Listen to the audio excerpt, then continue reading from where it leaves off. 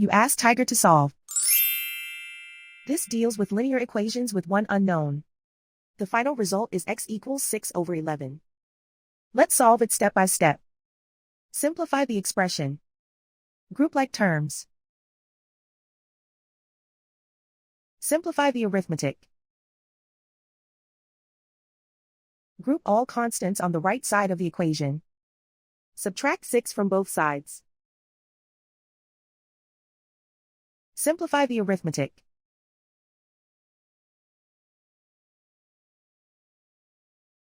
Isolate the x. Divide both sides by -11. Cancel out the negatives. Simplify the fraction. Cancel out the negatives. And so the final result is x equals 6/11.